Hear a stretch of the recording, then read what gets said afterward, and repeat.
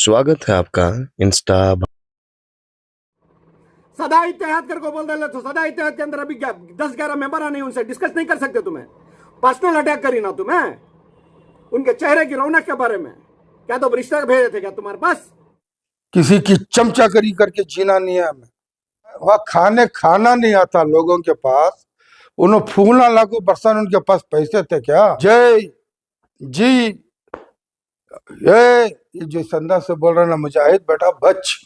बेंगलुरु के बेलहल्ली कोगिलू क्रॉस के करीब घरों के डेमोलिशन का मामला जैसे रोज बदल रहा है, वैसे ही इस मुद्दे में रोजाना नई तब्दीली सामने आ रही है। जब इस इशू पर स्टेट मिनिस्टर जमीर अहमद खान की तरफ से किए गए इकदाम पर ताखिर की वजह जानने के लिए सदा इत्तेहाद के मुजाहिद अली बाबाजी ने सवाल उठाया, तुरंत फौरी बाद समाजी कारकुन मुजाहिद पाशा उर्फ करचिफ मुजाहिद ने उसे काउंटर करते हुए एक वीडियो के जरिए जवाब देने की कोशिश की। और आज एक मर्तबा फिर मुजाहिद अली बाबाजी ने उसी वीडियो पर बदतमीजी करार देते हुए रिकाउंटर किया है। क्या कहा गया, चलिए जानते हैं तमाम तफसील इंस्टा भारत टाइम्स की इस खुसूसी रिपोर्ट में। जी बाबा जी, आपका एक सवाल उठा था कि बलहल्ली के इशू पर, और फिर उस पर कई वीडियो बनने लगे, कई सवाल उठने लगे, तो उस पर आज आपने फिर एक बैठक की है क्या?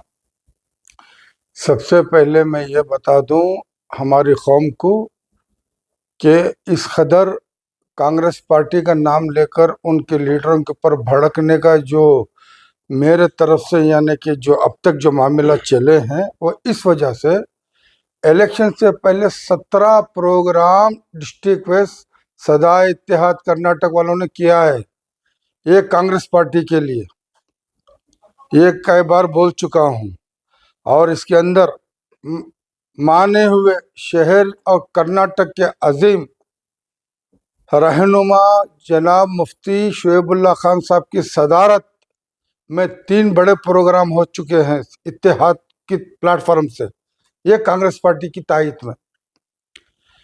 वजह ये थी जब बीजेपी गवर्नमेंट रहने के टाइम के ऊपर जो इशू उठे थे हमारे खिलाफ, इस्लाम के खिलाफ, पहले हिजाब, अजान, 4% और जो डीजे हल्ली केजे हल्ली और जो गाय का जो माप लिंचिंग, ये सारे इश्यूज जो थे ये बीजेपी गवर्नमेंट में जो उठे थे, ये कांग्रेस पार्टी वालों ने क्या उसे ये बोल करके सामने आए थे जैसे अगर हमारी पार्टी आ गई तो सारे इशू पहले प्रोग्राम में हमें इसे खत्म कर देते हैं। ये उनका वायदा था। ये वायदा खैर उन्होंने नहीं किया, ये बार बार हम लोगों ने भी बोल दिए, थक गए। तो इस वास्ते बार बार जो है कांग्रेस के ऊपर हमें उंगली उठाना पड़ा। अब उसके साथ साथ में हमारे अलावा शहर के अंदर और बाहर जो मुसलमानों में जो उलमा प्लेटफॉर्म यानी कि मेंबर के ऊपर खड़े होकर के जो तायद करते थे कांग्रेस पार्टी की, तो उस वास्ते उनको भी हमने याद दिलाया था और पूछते थे कि आप लोगों ने जिस तरह से वोट दिलाया तो मुसलमानों के मामला क्यों हल नहीं हुए। ये बारे में उलमा को भी, क्योंकि वो दीनी रहबर, सियासतदान, दुनियाई रहबर, दोनों को मिलाकर के बातें होती थी। अब ये बेलहल्ली का मामला जो हुआ, इसके अंदर हम लोग पहले एसडीपीए वाले गए, अरेस्ट हुए, उसके बाद में फिर एमआईएम वाले गए, ये भी देखे। बाद में मैंने देखा कोई मुस्लिम लीडर जो है हमारा, उनके पास पुरसान हाल पूछने के लिए कोई नहीं गए। तो मैं सोचा, जनाब एक्स कमिश्नर भास्कर साहब से कहा कि आप आइए, बराए मेहरबानी, वहाँ कोई पूछने वाला नहीं है, हम लोग देख करके आते हैं। तो उन्होंने मेरी बात को इज्जत दी, आए और देखा। मेरे सामने माइनॉरिटी कमीशन चेयरमैन जो निसार अहमद आईपीएस रिटायर्ड जो हैं, उनसे 3 मरतबा फोन करे, उन्हें बोले कि भाई ये हाल हो चुका है, बराए मेहरबानी आप बड़ा दिल कीजिए, रहम कीजिए, यहाँ के बच्चे, यहाँ की औरतें हमने देख चुका हूँ। ये बार बार जो है उन्होंने इसरार किसे किए, retired IPS officer Nisar Ahmad minority commission chairman को। उन्होंने कहा नहीं ये गवर्नमेंट का मामला है क्या नहीं। फिर उसके बाद भास्कर राव साहब ने अंजुम परवेज साहब को फोन करे कि भाई सीएम को बोलिए ताकि इनके ऊपर रहम हो जाए, यहाँ का आलम बहुत बुरा है। तो क्या कर रहे हैं यहाँ के हाउसिंग मिनिस्टर, क्या कर रहे हैं रेवेन्यू मिनिस्टर, ये सारे सवाल किसने उठाए? भास्कर राव साहब ने उठाया। वो सारे वीडियो में आया, मैं भी उसमें गया था। तो मेरा ये सवाल था, जब गरीबों के नाम से मकान बना रहे हैं तो यहाँ मकान क्यों उजाड़े गए? मैंने वहाँ पूछा तो कितने साल से हैं, कोई बोला 25 साल, कोई बोला 28 साल, कोई बोला 5-5 मरतबे मैंने वोट किया है। आईडी, आईटी, तुम्हारा आधार, तुम्हारा ration card, gas collection, current collection सब मौजूद है। जब सब कुछ मौजूद है तो ये तहसीलदार, डीसी, तमाम लोगों की नज़र में बात थी कि वो मकान है। तो अचानक से इन्होंने उसे क्यों तोड़ दिया? अगर तोड़ने वाले कुछ रीजन बताते या उनको जमीन होना था तो दूसरी जगह पे उनका इंतजाम करके, शिफ्ट करके फिर उनको बताते तुम्हारी मिल्कियत है, तुम रख लो, ये जगह खाली करो, हमें जरूरत है। ये बिना बोले उठा से एकदम तोड़ दिए। तो उसके अंदर सारे लोग गए, हम लोग भी गए, दूसरे भी गए। उसके बाद एमआईएम वाले ने बेचारे बहुत मेहनत करे, खिलाए पिलाए। जब कोई तंजीम कर रही है तो हम लोग थोड़ा देख रहे थे। हमारे भी लोगों में दिमाग में यह था वहाँ पे सीट लेकर जाएं, उनके मकान बनाएं, उनका कुछ करें। ये क्यों कहना पड़ता है? जो सैयद मुजाहिद बच्चा जो जिस तरह से बात कर रहा है, उस बच्चे को समझना चाहिए। जय जी, ये जो संदा से बोल रहा ना मुजाहिद, बट तू नहीं जान रहा, तू कौन से जज्बात में बोल रहा है, तुझे नहीं मालूम है। समझ में आ रहा? मैं फकीर अल्लाह का, मैं जो चाहे भी कर सकती हूँ। मेरी शिकायत अल्लाह में, अल्लाह के रसूल में चलती सो। तेरी शिकायत इन नाजायजों में चलती सो, मेरी शिकायत वहाँ चलती सो। अगर मेरी शिकायत तूने सुन लिया ना बेटा, तू कहाँ भी नहीं रह सकता। धमकी भी मिली थी आपको इस वीडियो में? खैर बच्चों, वरना माफी मांग ले या फिर उसके बाद दिखाते क्या कर सकते हो। तो मैं तैयार हूँ ना, मैं माफी मांगने का सवाल नहीं है। मैं सबसे पहले मुजाहिद से ये पूछना चाहता हूँ, तेरा इससे क्या रिश्ता? तू मुझे माफी का तलबगार है? तू क्या गवर्नमेंट है? तू क्या मिनिस्टर है? नहीं, तू एरिया का एमएलए है? तू है कौन? तू है कौन जो मुझे माफी मांग रहा, मांगने के वास्ते बोल रहा? अगर तेरे आका को या तेरे चाहने वाले कुछ तकलीफ हुई हो तो उनका काम था मुझसे बात करने का। अरे 17 प्रोग्राम किए हैं हम लोग, सदाए इत्तेहाद। आने वाले इलेक्शन में बता देंगे सदाए इत्तेहाद कहाँ क्या कर रही है। समझ में आ रहा ना? एक और सवाल भी गर्दिश कर रहा है कि जामिया मस्जिद में मीटिंग जो हुई थी, वो आपका सवाल था कि जामिया मस्जिद में जो मीटिंग हुई थी गलत हुई थी, वो सवाल भी गर्दिश कर रहा है। इस वजह से मैंने वो बात उठाया था। रियासत के मामलात, जितने भी गवर्नमेंट के मामलात हैं, क्या मस्जिद में तय होते हैं या असेंबली में तय होते हैं?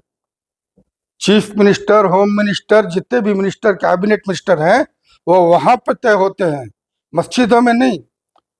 जबकि मस्जिदों में अगर ये तय होना ही था तो इस वास्ते उलमा का मैंने नाम लिया गया कि भाई आप जरे जरे चीज़ों में किसी के मकान जल जाए, किसी की दुकान जल जाए तो आप चंदे की अपील करते हैं।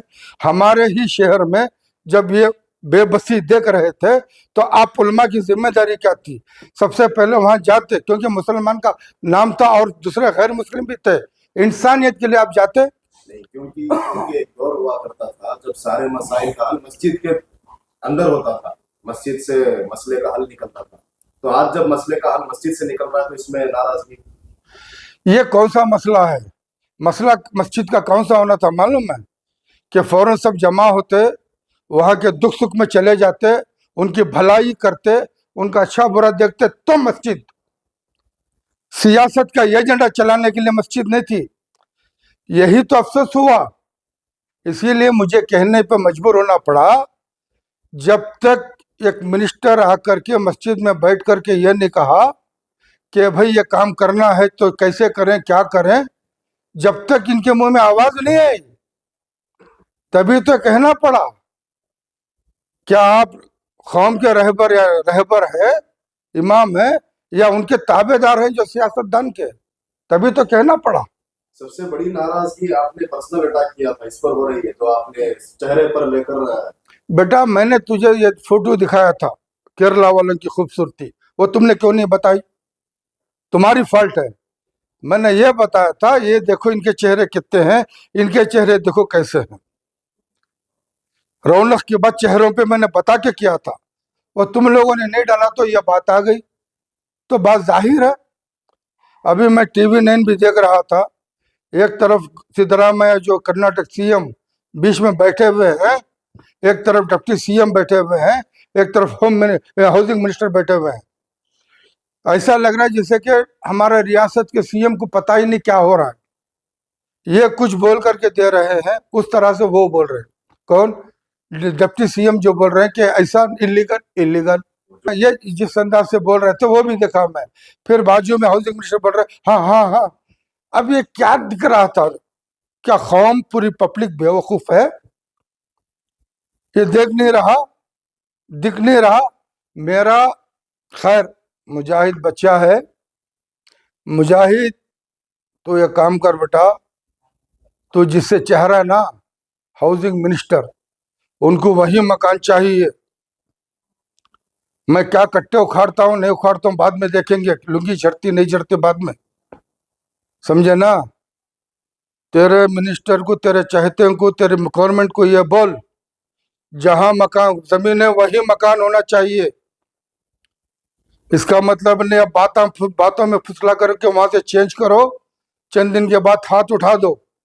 वो ना इधर के ना उधर के, ना घर के ना घाट के। ये सियासत बेटा जब से तो आंख नहीं खुले, जब से मैं जानता हूं सियासत काम क्या करती है। उन्होंने किसी को सेल किया है, क्या किया उनका प्रॉब्लम। 25-28 साल से क्या आंखों में बूझी पड़ गई थी? वोट लेने वाले लीडरों को नहीं मालूम था? उनका आधार चल रहा था, उनका ID चल रहा था, ID में तुम लोग वोट ले रहे थे तो नाजायज थे। कितनी बातें आज कन्नड़ा न्यूज़ों में देखने पड़ रहा है, इलीगल, नाजायज, गोलमाला, ना जाने क्या क्या बोल रहे हैं। खैर बच्चा है, अभी बोलने दो। और भी कितने लोग हैं बोलने वाले, बोलने दो, मुझे इसकी परवाह नहीं है। हम लोग जो भी कर रहे हैं बेटा, अल्लाह उसके रसूल सल्लल्लाहु अलैहि वसल्लम की रजा के लिए कर रहे हैं। किसी की चमचागिरी करके जीना नहीं है, वो सब दूसरों का काम है। मैं भी चमचागिरी करता हूँ मेरा अल्लाह वालों की, मैं वहां कर दूंगा ना बेटा, जिंदगी में पनप नहीं पाओगे, समझे ना? संभल के रहो बेटा मुजाहिद, संभल के रहो। अभी तो आगे जाना है, वरना तेरा बुरा वक्त आ जाए तो तुझे कोई नहीं बचाएगा। ये भी लिख कर रख ले।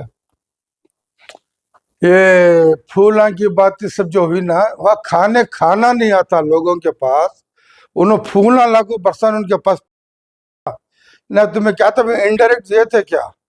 नहीं ना, गई सो तुम्हें शो मारने। कहां से की बात ही, हलजा को गई सो, हाँ हलजा को जाको तुम्हें फूला बरसा को दाला लेकर को बोलता क्या बा? ये सब बातें नहीं होना। इंशाअल्लाह मैं आगे भी बात करता हूँ। ये रही बात मुजाहिद, सबसे बड़ी गलती ना तो गवर्नमेंट है ना गवर्नमेंट में था, तुझे हकीज नहीं था, तू मुझे बोल कर माफी मांगने बोलने का, लेकिन बहुत बड़ी गलती कर को है। इंशाअल्लाह बेटा संभल। मुजाहिद भाई, मैं ये जो फोन में ये जो देखा बाबा जी से तुम्हें जो जय जा तू को बोले, ये बात करने का तरीका तुम्हारा बिल्कुल गलत था। तुम्हारे वालिद की उम्र ही, तुम्हारे वालिद को तुम ऐसा बात करते थे क्या? सामने रहते तो तुम्हारे वालिद तुम्हें गाली देते तो भी, मारते तो भी तुम्हें सिर झुकाते थे, क्योंकि तो इन्हों तुम्हारे वालिद नहीं ना। तुम्हें बेहतर है कि उनको बात करे सो हमने सब खराब भी क्या, बेहतर है कि तुम्हें इनसे माफी मांग लो, अच्छा है। तुम्हें माफी मांग लेना, नहीं कर को बोलेगा तो चुपके अच्छा रहता नहीं है मुजाहिद भाई, बेहतर है कि माफी मांग लो। Your support is important. Please don't forget to subscribe.